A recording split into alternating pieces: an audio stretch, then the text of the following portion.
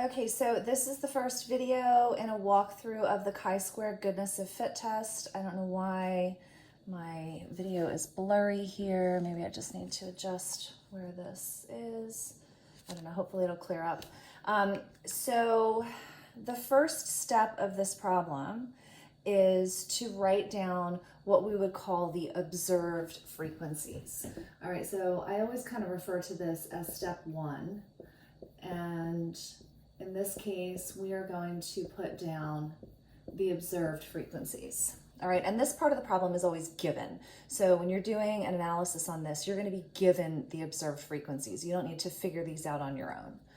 So we typically call these the FOs, for observed frequencies. So the problem we're going to do is we're actually going to look in our particular class at whether there's a difference or an imbalance in gender. So the way that you do this is you're going to put together a table. Now in our case, we only have two items in this table because we're looking at our gender on a dichotomy. So we've got males and females. And in our class, we have 7 males and 15 females.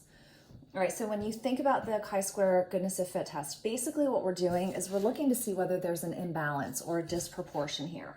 All right, in other words, another way of thinking about this is we're looking to see whether these are equal, right? Do we have an equal number of males and females in our classroom, or is there some sort of disproportion? So when you look at these numbers, it looks pretty clear when we look at the numbers that it seems like we have a whole lot more females than we have males. I think if you just looked at this in terms of raw numbers, I think almost everybody would say, oh yeah, we have way more females in our class than we have males. In fact, looking at the raw numbers, we have more than 2 times the number of females.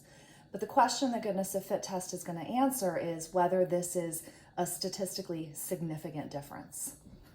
All right, so in step 2, we're going to put together another table that mirrors this one, and this table is the expected frequencies, and we're going to call these the FEs. All right, so when you're given a problem on this, this is basically the first step for you because you're, like I said, you're going to be given that table of observed frequencies. All right, so we're going to create another table which has the same heading, so males and females, and we have to figure out what we're going to put in this table. So this is actually pretty easy. In filling out the expected frequencies table, you want to assume equal proportions. All right, so you want to assume when you're filling out this table that you have an equal number of males and females. All right, so could be something like 5 and 5, 10 and 10, 20 and 20. All right, those are all equal proportions, but there's a very specific number that needs to go in there. And in this case, you have to go back to the observed frequencies table. So the sum of males and females in our class is 22. We have a total of 22 people in our class. And the mean in terms of males and females is 11. Right, so if we had an equal number of males and females, we would have 11 males and 11 females.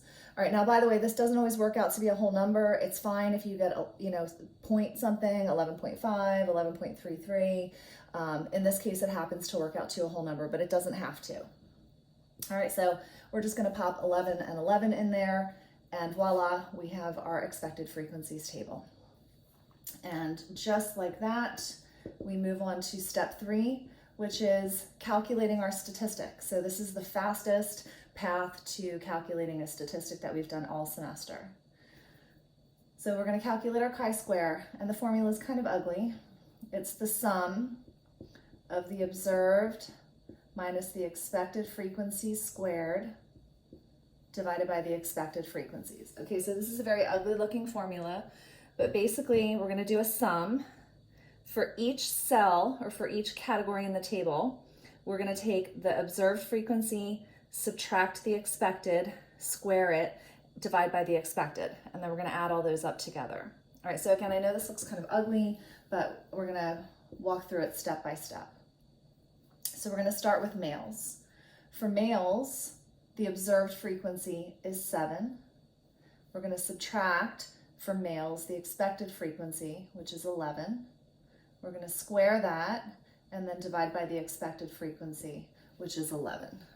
All right, now you don't have to do this next part, but I like to do this just to make it very clear when you're working through the problem what it is that you're doing. So I'm gonna label this for us. This is males. All right, you don't have to label it. All right, so now we got this summation thing, so we're gonna add something. So we're gonna put a big plus sign here, and we're gonna do the same thing for the females. So for females, the observed was 15. We're going to subtract the expected, which was 11, square it, and divide by 11. All right, and again, you don't have to do this part, but I'm going to label this for you as female. All right, so when you work out the math on this, this ends up being 1.45 plus 1.45, which equals 2.9. And just like that, we have calculated our statistic. All right, so if you're wondering, do these numbers always work out to be equal? If you have two groups, yes. So if you have two groups, you're always going to calculate the same number twice. As soon as you add a third group, it's not going to look like that. But just like that, we are at the end of the problem. We have we're at the end of the calculating part of the problem. We've calculated our statistic. So in the next video, we are going to evaluate our statistic.